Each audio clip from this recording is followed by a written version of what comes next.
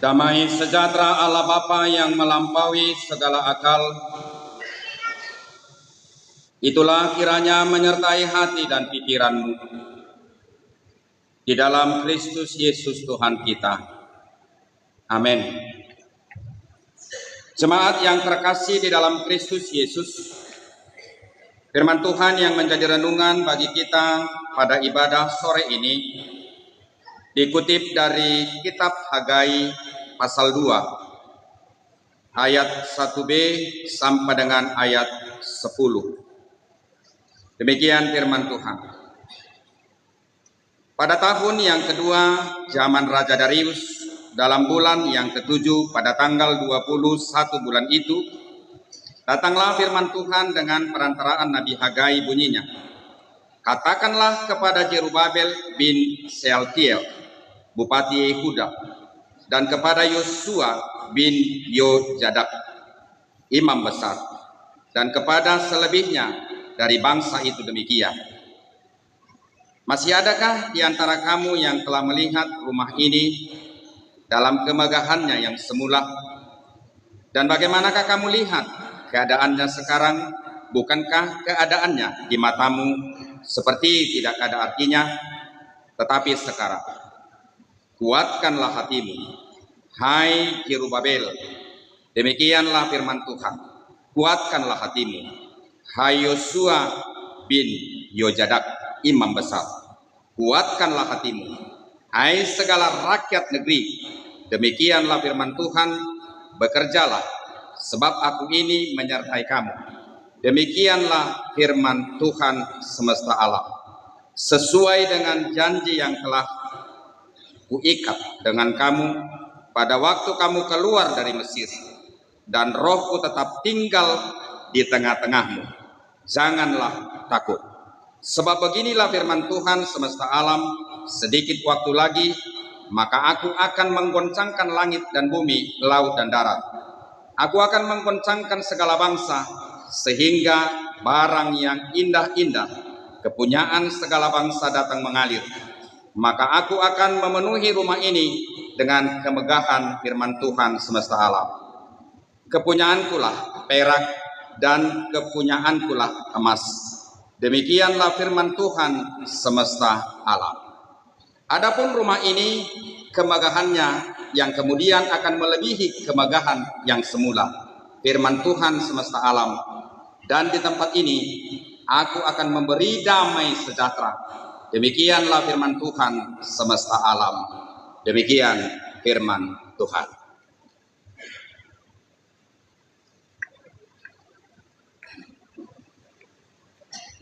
Bapak, Ibu, saudara-saudara yang terkasih dalam Yesus Kristus, ketika kita hidup, sadar atau tidak sadar, roh kebaikan, roh transformasi, roh pembaharuan yang ada di luar diri kita adalah senantiasa melihat dan tertuju kepada kelemahan yang ada pada diri kita masing-masing. Dengan demikian, Bapak, Ibu, saudara-saudara,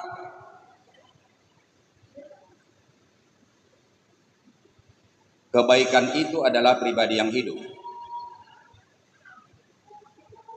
Kebaikan itu adalah pribadi yang senantiasa bekerja. Yang menjadi persoalan, Bapak, Ibu, saudara-saudara, ketika kita memahami diri dari kebaikan itu sendiri seperti itu, apakah kita siap menjadi pribadi yang dibaharui? Apakah kita siap menjadi pribadi yang senantiasa dibongkar oleh kelemahan, borok yang ada pada diri kita? Dan terkadang kebaikan itu melakukan itu dengan caranya sendiri terhadap diri kita. Bapak Ibu saudara-saudara, sebenarnya itulah yang mendasari setiap orang meyakini adanya Tuhan.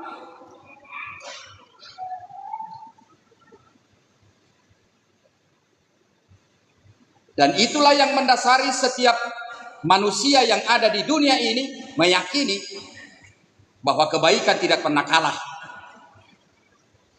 dengan ketidakbaikan. Dan kebaikan itu adalah pribadi yang bersifat kekal. Dan dialah sebenarnya pemilik daripada dunia ini.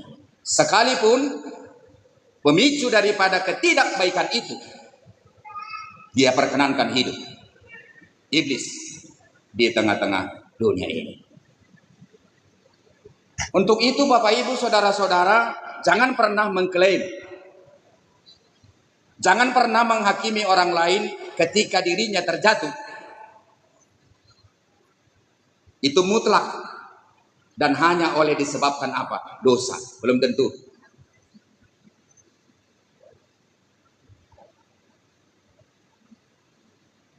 Jangan kita mengklaim dan jangan kita memvonis, menghakimi orang lain ketika dia terpuruk, lalu kita mengatakan bahwa itu adalah bersumber dari pelanggaran yang dia lakukan terhadap Tuhan. Belum tentu. Proses keberlangsungan dinamika kehidupan yang kita alami di tengah-tengah dunia ini sangat berhubungan dengan apa? Kelemahan yang ada pada diri kita masing-masing. Orang yang tidak tahu mengemudi pasti akan mendapat banyak kendala. Benar? Benar. Orang yang tidak siap menempatkan dirinya untuk menjalani segala proses, tantangan, suka duka, perjalanan dalam mengarungi kehidupan ini, dia akan banyak diperhadapkan dengan penderitaan, dengan tantangan. Tapi ketika kita memiliki kemampuan, kita akan rileks saja. Dan kita akan menjalani hidup ini dengan enjoy. Dan senantiasa bersyukur, penuh dengan kenikmatan. Bapak Ibu saudara-saudara yang terkasih dalam Yesus Kristus, jemaat yang hadir pada hari ini, tanyakan kepada dirimu hari ini, apakah engkau sedang terpuruk?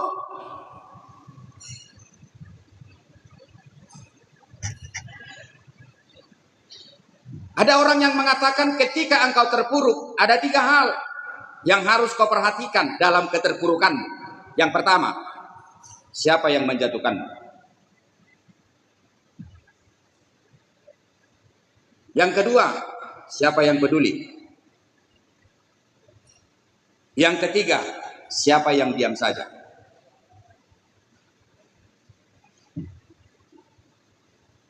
Sah-sah saja, tapi tidak mutlak. Karena setiap orang yang terpuruk belum tentu karena dijatuhkan, tetapi karena apa?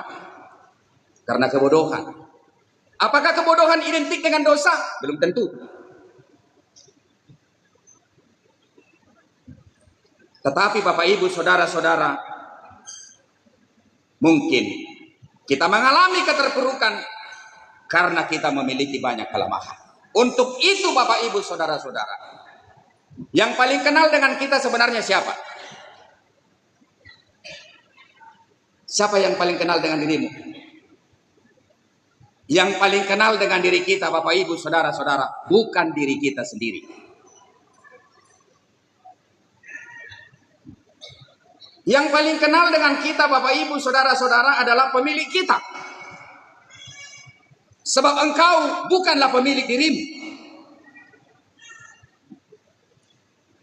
Tetapi yang menjadi pemilik kita siapa? Tuhan. Dia yang tahu kelemahan kita. Dia yang tahu kekurangan kita. Dia yang tahu Bapak Ibu saudara-saudara, apa-apa saja dari diri kita yang harus di-upgrade. Apa-apa saja kelemahan yang ada pada diri kita yang harus dikikis, yang harus dibuang, yang harus ditelanjangi. Agar bagaimana? Agar kita layak. Untuk apa? Dipanggil. Untuk apa? Diutus. Untuk apa? Menghadapi peperangan dunia. Yang penuh dengan apa? Yang penuh dengan tantangan. Yang penuh dengan kompetisi. Bapak Ibu saudara-saudara, demikian orang pintar mengatakan hidup ini adalah sekolah. Keterpurukan belum tentu hukuman. Tetapi keterpurukan adalah terkadang pembelajaran. Bapak Ibu saudara-saudara, banyak faktor, banyak hal yang membuat orang terpuruk. Bisa kelemahan, tapi kelemahan itu juga identik dengan berbagai pemicu yang ada di sekeliling kita. Bisa orang lain, seperti yang saya katakan tadi, yang sengaja menjatuhkan kita. Tapi bisa juga kemiskinan. Bisa juga situasi politik, dan bisa juga situasi alam. Bencana seperti yang diperhadapkan dengan saudara-saudara kita yang mengalaminya akhir-akhir ini. Bapak Ibu saudara-saudara yang terkasih dalam Yesus Kristus, ketika engkau menyatakan dirimu percaya kepada Kristus, belajarlah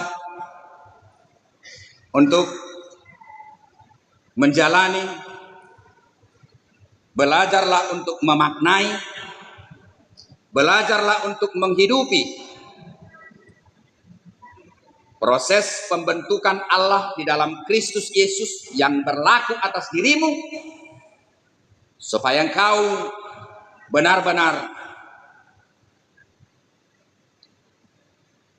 boleh dibaharui, boleh dibentuk, boleh ditempa, agar engkau sesuai dengan kadar, kualitas, mutu yang Tuhan inginkan berlangsung atas dirimu, agar engkau menjadi pribadi yang layak pakai, agar engkau menjadi pribadi layak jual tanpa tawar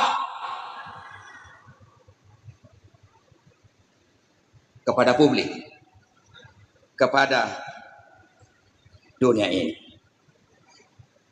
Untuk itu Bapak Ibu saudara-saudara, jika demikian kita boleh mengatakan penderitaan, keterpurukan adalah media yang terbaik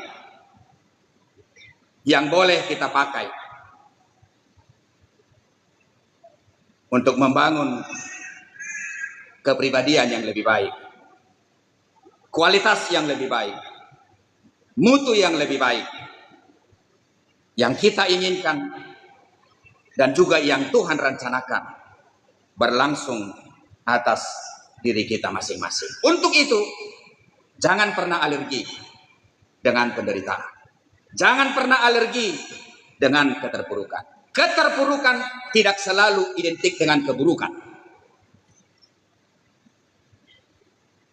Tetapi dia adalah hanya merupakan fase, bagian daripada dinamika perjalanan, seperti cat terakhir yang harus Tuhan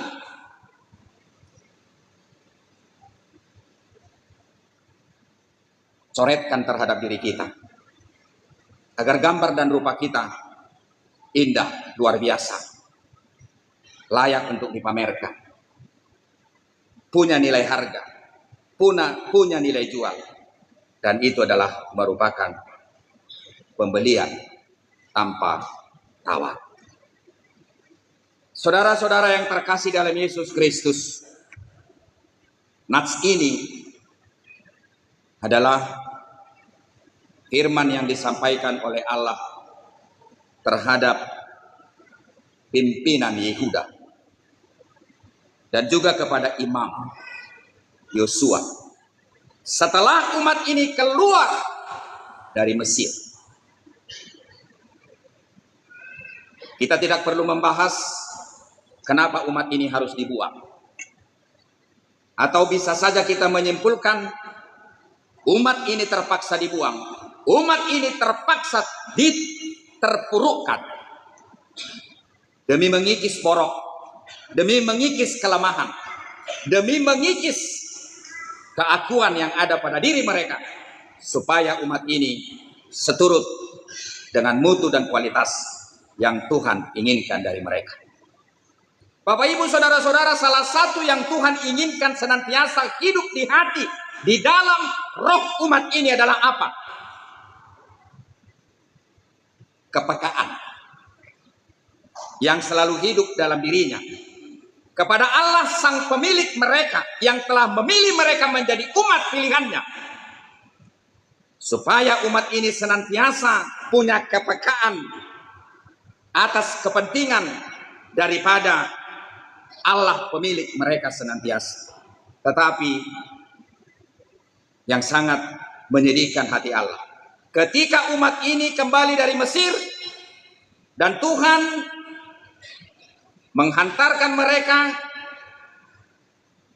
ke kampung halaman, ke tempat kelahiran umat ini, mereka menjadi umat yang tidak peduli.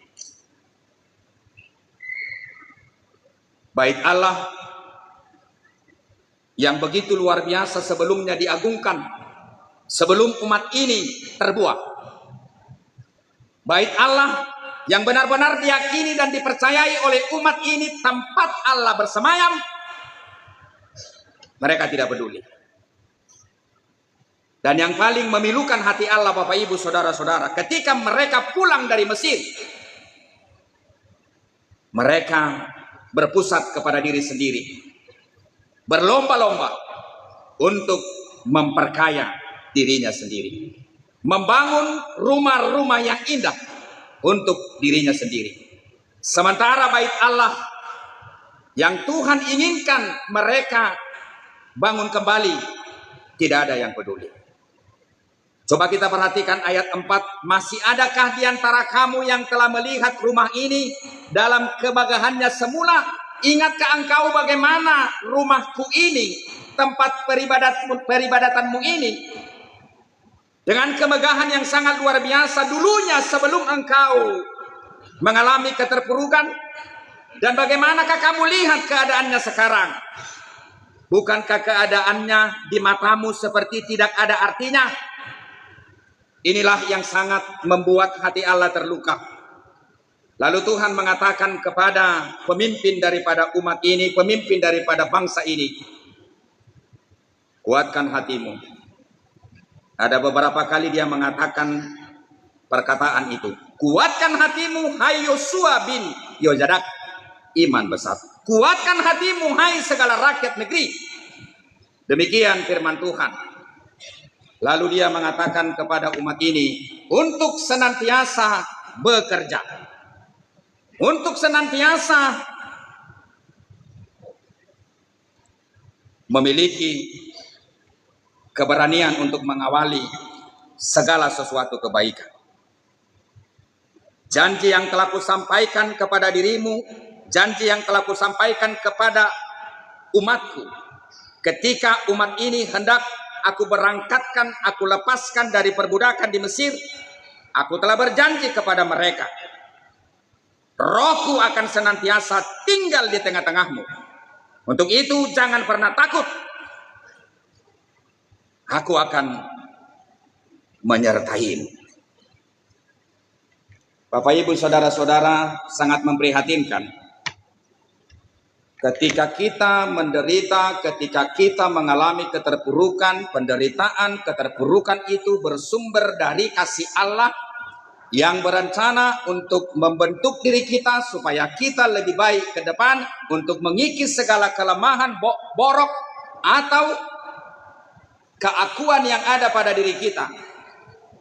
Tetapi ketika kita menjalani proses keterpurukan itu, ketika kita menjalani proses pergumulan itu, ketika kita menjalani proses penderitaan itu, kita tidak mendapatkan apa-apa. Kita tidak berupah, atau kita tidak mendapatkan berkat apa-apa. Untuk itu Bapak Ibu saudara-saudara, marilah senantiasa membangun kehidupan kita masing-masing. Dan proses pembangunan hidup dan kehidupan itu sendiri adalah melalui keberkenanan diri kita membuka hati.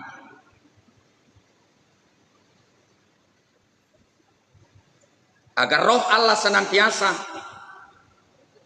kita yakini bekerja dalam diri kita. Dan ketika Allah mengasihi kita dengan cara seperti itu, memang sakit. Bahkan mungkin kita memberontak dengan keadaan itu. Tetapi perlu kita ingat Bapak Ibu saudara-saudara, Allah tidak pernah berencana yang tidak baik bagi diri kita. Dan Allah tidak pernah memberlakukan penderitaan, pergumulan, keterpurukan melebihi daripada kekuatan yang ada pada diri kita. Mari tetap bekerja.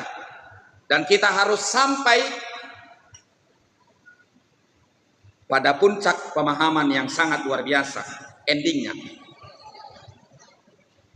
bahwa kita akan mengakui Tuhan yang senantiasa berjalan bersama dengan kita adalah Tuhan yang sangat luar biasa, mengasihi kita, membimbing kita, membentuk kita dengan caranya sendiri.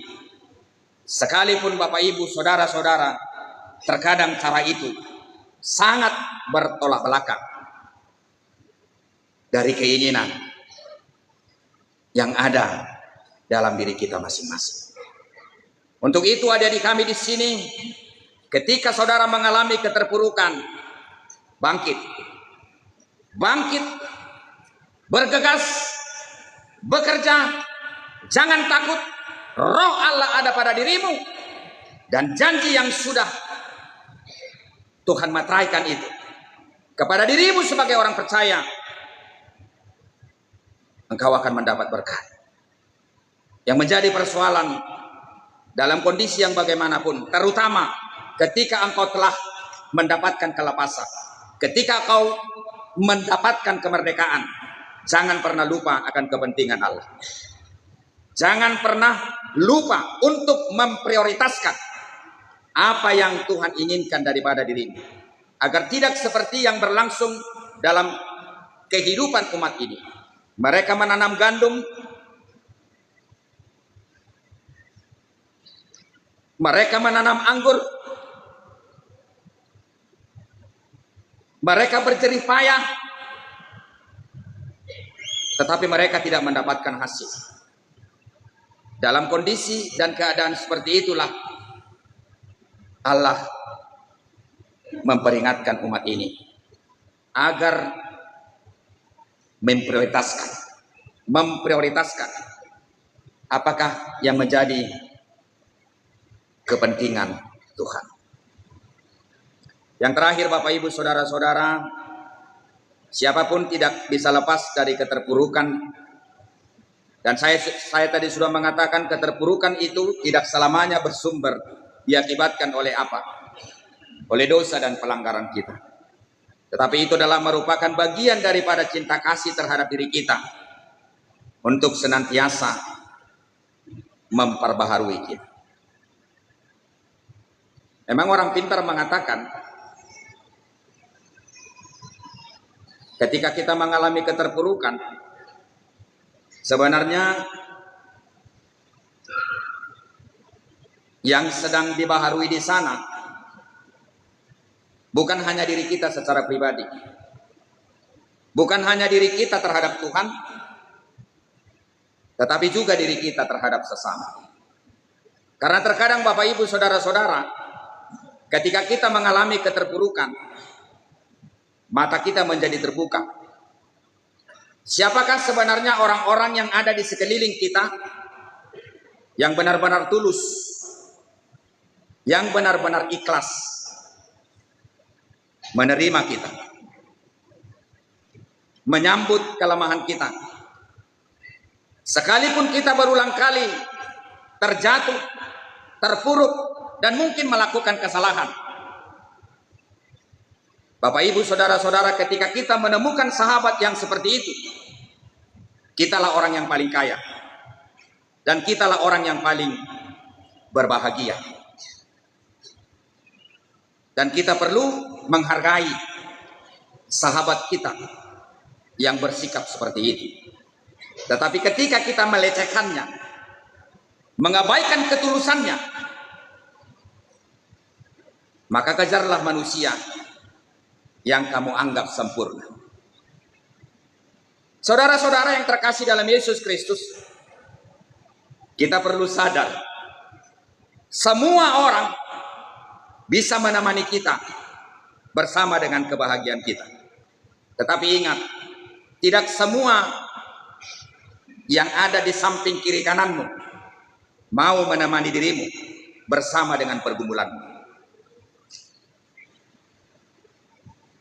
Karena di saat engkau jatuh, di sanalah engkau benar-benar melihat pribadi-pribadi yang tulus, yang hanya singgah di saat engkau di atas. Tetapi ketika engkau berada di bawah, mereka pergi begitu saja. Maka dengan itu, saudara-saudara, berhentilah mencari mereka yang sudah pergi ketika engkau mengalami keterpurukan, dan mulailah menghargai yang tetap tinggal bersama dengan dirimu dan yang tidak pernah menjauhimu. Sekalipun engkau sedang dalam keadaan terpuruk dan tidak ada lagi yang bisa kau andalkan, potensi yang ada pada dirimu. Untuk itu, Bapak Ibu saudara-saudara, ketika engkau berada di titik terendah dalam kehidupanmu, engkau harus mengatakan itu adalah merupakan ujian, dan itu adalah merupakan wujud daripada cinta kasih yang begitu dalam dari pribadi Allah yang mengasihi dirimu. Dan jangan pernah alergi untuk itu. Buat saudara-saudara yang terkasih dalam Yesus Kristus, terpuruk itu soal biasa. Untuk itu, mari senantiasa berjuang. Jangan doyan mengasihi diri sendiri. Jangan merasa dirimu sebagai korban, playing victim. Selalu mengusahakan diri bertemu kepada banyak orang, dan senantiasa membangun persentase yang lebih memukau dalam kehidupan. Percayalah, what goes down will go up. Ketika engkau turun, tidak mungkin akan turun lagi, dia akan naik ke atas. Untuk itu menjadi orang Kristen selalulah optimis dan jangan pernah pesimis. Dan ketika engkau telah melalui keterpurukan ini, ingatlah Bapak Ibu saudara-saudara, siapakah yang setia bersama dengan engkau? Yang senantiasa setia bersama dengan engkau adalah Yesus Kristus. Untuk itu Bapak Ibu saudara-saudara, jangan pernah lupa kacang akan kulitnya. Dan pada hari ini, umat ini hendak Tuhan katakan, aku tetap bersama dengan dirimu. Jemaat yang hadir di tengah-tengah peribadatan ini pada sore hari ini, apapun yang menjadi pergumulan kita, apakah kita pada hari ini sedang terpuruk, mari senantiasa bangkit, jangan takut, aku akan menyertai engkau. Janji yang sudah kusampaikan itu, aku akan mewujudkannya. Dan aku akan memberkati engkau. Orang yang sudah melalui keterpurukan itu, kemungkinan pada hari ini senyum-senyum. Kenapa dia senyum-senyum? Karena dia melihat dirinya dulunya ketika dia mengalami keterpurukan itu, cengeng, dan mungkin dia begitu mengeluh dengan dirinya sendiri. mencintai dirinya lebih banyak, menghujat Allah. Tetapi ketika dia sampai kepada endingnya pada hari ini, dia begitu kagum dengan Allah yang hebat itu, yang sangat luar biasa. Dan pada hari ini, dia telah menjadi pribadi yang bisa mengukur apakah kualitas yang dia dapatkan dari semua proses keberlangsungan kehidupan itu, jatuh bangun dalam memenangkan perkara hidup, sehingga dia sampai kepada titik kualitas yang Tuhan inginkan berlangsung atas dirinya. Selamat datang penderitaan dan selamat bergumul. Jadilah pemenang dan jangan pernah tinggalkan Tuhan, karena dialah pribadi yang setia selamanya bersama dengan dirimu. Amin.